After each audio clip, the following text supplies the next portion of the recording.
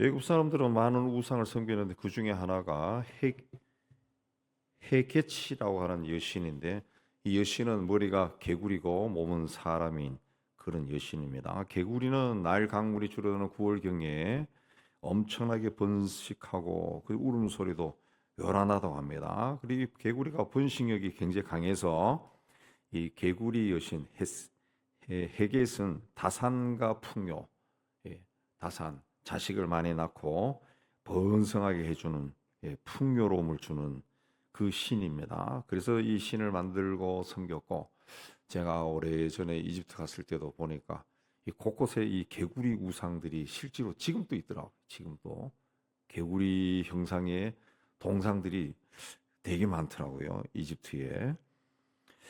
근데 하나님은 이 개구리 재앙을 통해서 이 애굽 사람들이 섬기는 개구리 우상이 허상이라는 것을 보여주신 겁니다. 개구리가 축복을 주고 풍요를 주는 것이 아니라는 거죠. 예. 근데 이스라엘 사람들은 400년 동안 애굽에 살면서 애굽 사람들의 문화에 영향을 받았습니다. 영향을 받아. 그 개구리가 이 자식을 많이 낳게 하고 또 풍요롭게 해준다. 그게 그들의 의식 속에 들어와 있었던 거죠. 예. 그래서 그 하나님은 이 개구리 우상을 제일 먼저 이 치는 겁니다. 개구리. 그래서 1절에도 보면은 그 뭐라 그랬습니까? 그들이 나를 섬길 것이다. 나를 섬길 것이다. 예, 개구리가 아니라 나를 섬길 것이다. 그랬고 그 13절에도 여호와께서 10절에도 보면은 그 왕의 우리 하나님 여호와 같은 이가 없는 줄을 알게 될 것이다. 그랬습니다. 알게 될 것이다. 그러니까 그 개구리가 아니라 이제 이스라엘 백성들은 하나님을 섬기고 또 하나님 같은 분이 없을 줄 알아요. 개구리 아니라 하나님이다. 그걸 이제 보여주신 거죠. 보여주신 겁니다. 그래서 이 개구리가 이제 올라오는 겁니다. 올라와 나일강에서 올라와서 왕궁과 침실과 침상과 백성들의 집에 막 창궐 안에 떡반죽 그릇에까지 기어 들어갔다 그랬습니다. 가장 정결하게 유지되어야 되는 곳까지 더러운 곳으로 만들어 버린 거죠. 그냥 하나님이 보여주신 거죠. 애굽 사람에게 또 이스라엘 백성들에게 개구리가 축복이 아니라 더러운 것이다. 더러운 것이다. 그래서 그 개구리들이 올라와서 이제 화덕과 떡반죽 그릇에까지 들어갔다. 침상에도 올라갔다라고 하는 것은 더럽다는 것을 이야기하는, 더럽다는 것을 상징하는 거죠. 예, 개구리가 음식 그릇에 들어가면 음식을 어떻게 먹어요? 그러니까 이게 개구리가 너희들에게 축복이 아니라 저주라는 거죠. 저주라는 거죠. 예. 그래서 이제 개구리가 이 정말 아름다운 그 우상이 아니라, 아름답고 정말 축복을 주는 우상이 아니라 그 혐오성 나는 것으로 혐오적인 것으로 변해버린 거죠. 구역질 나는 것으로 변해버린 거죠. 예. 우리에게도 개구리 우상이 있습니다. 하나님을 섬기지 못하도록 방해하는 거. 그러니까 우리에게 풍요로움을 준 것으로 우리가 생각하는 것들이 있죠. 예. 근데 그걸 계속 따라가 보니까 결국은 그게 풍요로움이 아니라 나에게 재앙이 될 수 있는 거. 그죠? 그 현대인들이 가장 많이 접할 수 있는 게 바로 과학 기술 문명이죠. 문명. 이것들이 과학 기술이 발달하면서 우리의 삶은 굉장히 풍요로워지고 편리해졌죠. 편리해졌는데 한편으로는 그게 우리의 그 삶과 영혼을 좀먹고 있죠. 좀먹고 있죠. 예. 여러분도 뭐 이런저런 글을 통해서 접해 보셨겠지만은 요즘 세대 10대나 20대가 생각하는 능력이 없어졌다 그러죠. 생각을 못 한다 그러죠. 생각을 못 한다. 뭐 우리 한자도 안 가르치지만 한자도 이상하게 생각하고 여하튼 생각하는 능력이 없다 그래요. 왜? 어렸을 때부터 아기 때부터 그 영상만 보고 자란 거예요. 영상만 보고 영상이 스토리를 가지고 이제 만들어 놓은 거죠. 그걸 보고 듣고 하면서 그냥 그걸 그대로 습득하는 거죠. 생각을 안 하는 거죠. 책을 읽어야 생각을 하는데 그림책을 보고 누가 설명을 해주고 그럼 상상이 막 되는 거예요. 상상이 되고 또 동화책을 읽으면서 동화책을 그냥 읽는 게 아니라 동화책을 읽으면 이 상상이 되잖아요. 상상. 그걸 통해 사람이 이제 뇌가 이제 발달하고 이 사고 능력이 커지는 건데 이 10대나 20대 심지어 30대까지도 이 사고 능력이 없다 그러죠. 생각을 못 한다 그러죠. 생각을. 그러니까 굉장히 이렇게 감정적이 된 거죠. 감정되고 누가 충동질을 하면은 그냥 우 하고 일어나고. 그러니까 이게 풍요로움이 이 꼭 이 우리에게 행복을 주는 것이 아니라는 거죠. 행복을 주는 것이 아니고 인간의 삶을 망쳐 버릴 수도 있는 것이다라는 겁니다. 그래서 이 다산의 축복이죠. 다산. 옛날 사람들은 이 고대 사회는 우리도 농사 지을 때는 이 다산이 축복이죠. 자식을 많이 낳으면 축복이죠. 집집마다 아이를 많이 낳았죠. 그것도 아들이 많아야 축복. 농사를 지어야 되니까. 이집트 사람들도 다산이 축복이었어요. 다산이. 농사를 지어야 되고 이집트는 옛날부터 농경 국가니 농사를 지어야 되고 또 전쟁을 해야 되고 하니까 자식이 많이 생기면 축복이고 그래서 개구리를 우상으로 만들어 섬겼다는 거죠. 예. 근데 이 다산이 축복이 안 되는 경우가 나온 거죠. 이스라엘 백성들에게는 이 다산이 축복이 아닌 거죠. 왜? 이스라엘 백성들은 이 백성들 자꾸 번성하니까 남자를 낳으면 다 나일강에 갖다 버리라 그랬다. 예. 그러니까 아이를 많이 낳는 것이 축복이 아니라 이미 이스라엘 백성들에게는 아이를 많이 낳는 것이 저주가 되어버리죠. 저주가 돼. 예. 아이를 낳으면 낳을수록 강에 갖다 버려야 되고 죽여야 되고 슬픔이 그치지 않는 거죠.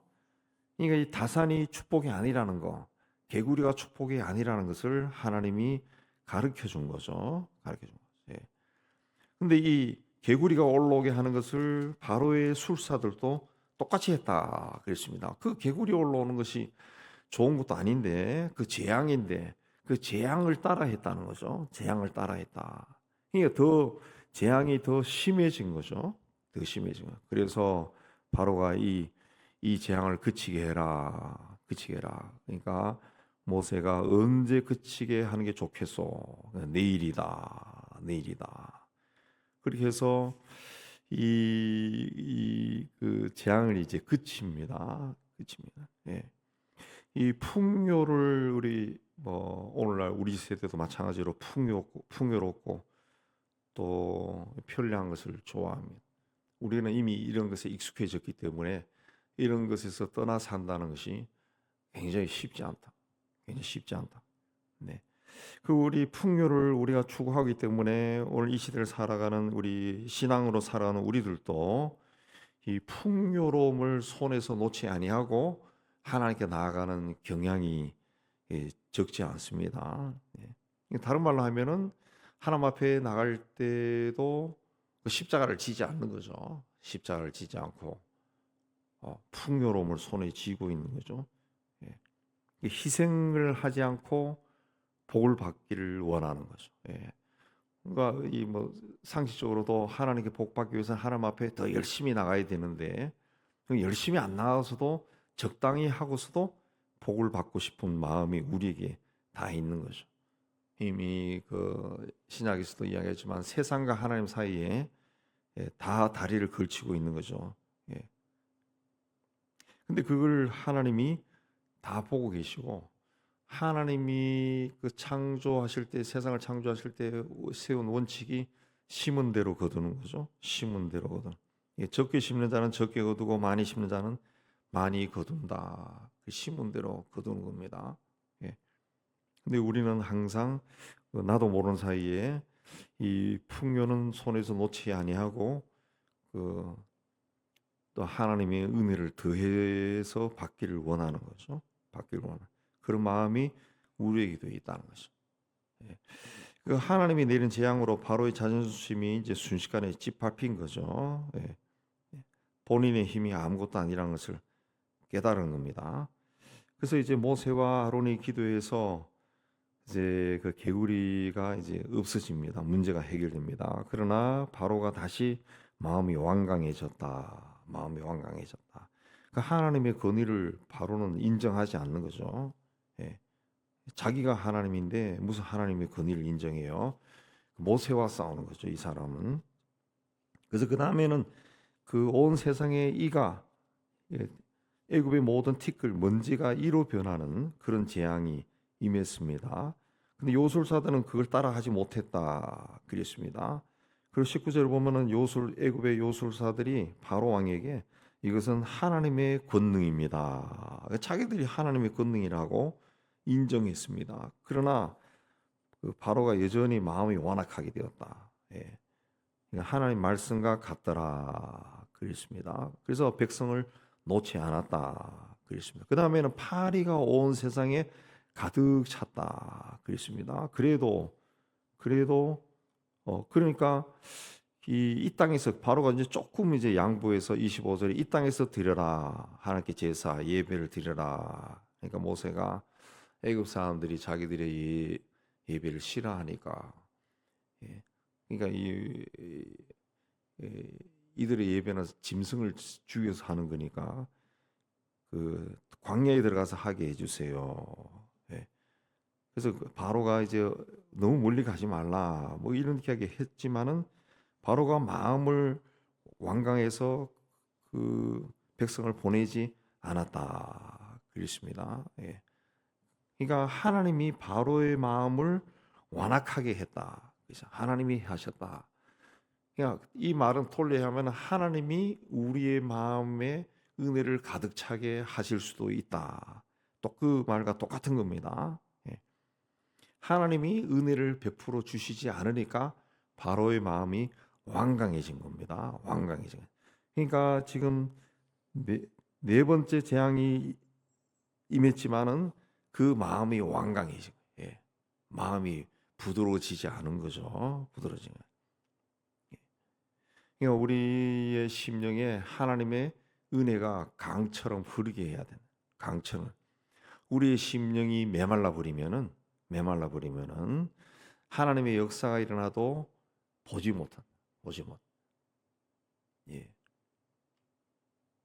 예수께서 오셨을 때 그 심령이 메말라 버리니까, 예, 성경에 대해서 해박한 지식을 가지고 있었던 대제사장들도 이분이 그리스도라는 것을 모르는 겁니다. 예. 강바닥에 오랫동안 비가 오지 않아서 강바닥이 말라버리면은 그 바닥이 갈라지고 물고기도 살 수가 없어요. 다 죽어버립니다. 우리의 심령이 메말라 버리면은 똑같은 현상이죠. 예, 물고기가 죽는 것처럼 우리의 영이 거기서 살 수가 없는 거예요.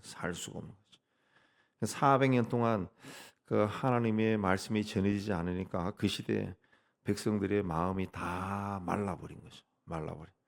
그래서 그리스도가 세상에 왔지만은 알아보지 못하고 십자가에 죽이고 그런 일을 저지르는 겁니다. 똑같습니다. 우리 오늘 이 시대에 우리가 세상의 풍요로움에 빠져서 그 살다가 주님이 오시면은 다시 오신 주님도 우리가 몰라볼 수 있는 거죠. 아니, 주님을 보기 이전에 다시 오시는 주님을 맞이할 준비를 하지 않고 살게 되겠죠. 그저 세상에 취해서 오늘은 뭘 할까, 뭐 재밌는 일이 없는가 그것만 찾아다니다가 이제 어느 날 갑자기 주님이 오시는 거죠. 예. 준비도 못하고 또 나아가서 심하면은 오신 주님 또 못 알아보는 거죠. 예. 그 언젠가도 말씀드렸지만은 오래전에 영국의 그 고고학자들이 컴퓨터 그를 이용해서 예수 시대의 유골들을 가지고 또 예수님의 어떤 모습을 가졌을까, 그 시대의 가장 보통 사람의 얼굴을 그 제작하니까 우리가 상상하는 그 예수의 모습이 아니라는 거지. 우리가 알고 있는 예수의 모습은 1930년대 그린 화이트 크라이스트라고 하는 백인 예수거든요. 근데 그 모습이 아니라는 거지.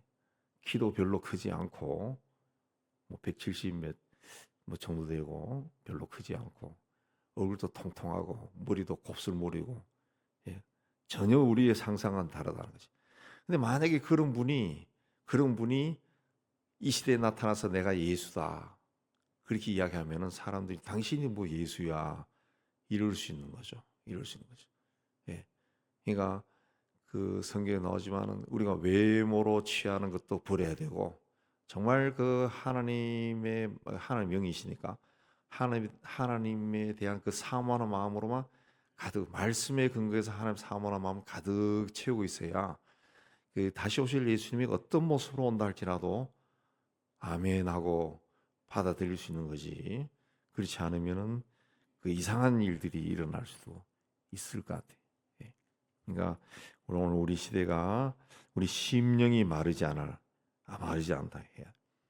그 기도할 때도 그 먼저 하나님의 나라와 그 의를 구하라 그 말씀처럼 우리에게 내가 필요한 세상에서 필요한 뭘 달라 자꾸 그렇게 생활에 필요한 것들을 달라고 하는 것이 아니라 먼저 하나님의 나라와 그 의를 구하고 그래서 하나님의 은혜가 내 심령 속에 내 삶 속에 강물처럼 흐르게 해달라.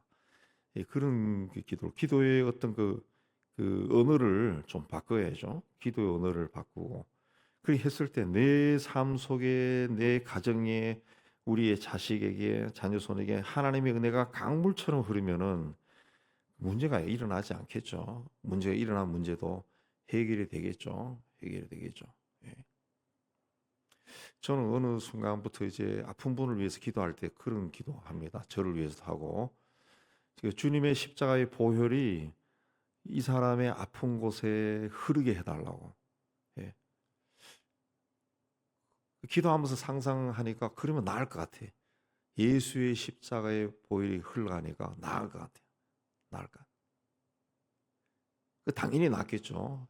보혈이 흘러가네. 십자가의 피가 흐르면서 우리의 죄가 씻어진 건데 나은 건데 그래서 그 기도합니다. 여러분 또 생각해 보시고 괜찮으면 그 기도하세요. 예, 주님의 십자가의 보혈이 머리끝에서 발끝까지 흐르게 해서 이 사람이 아픈 것이 낫게 해주세요. 예, 기도해 보세요. 하나님의 은혜가 흐르게 해달라고 기도하시. 물이 흐르면은 그, 그, 그 유튜브나 그런 데 보면 그 영상도 있어요. 특히 건기 우기가 명확한 그 중앙아시아나 아랍 쪽이나 아프리카에 보면은 그 바싹 말란 그 강에 우기가 되어서 비가 막 내려가지고 물이 막 흘러가. 근데 어디서 있었는지 물고기가 탁탁 튀기 시작해요. 물고기가. 그리고 그 우기 때 다시 그게 숲이 막 생겨요. 숲이. 예. 물이 흘러가면은 그 생명이 다시 일어납니다. 그러니까 우리의 심령에 하나님의 은혜가 흐르도록 해야 돼. 하나님의 은혜가. 그러면은 죽었던 것도 다 살아난다. 예. 여러분이 기도하고 있는 모든 사람들 그들에게 하나님의 은혜가 흘러가고 주의 보혈이 흘러가도록 하면은 다 살아날 겁니다. 예. 이렇게 하나님 앞에 나아가시기를 주의 이름으로 축복합니다.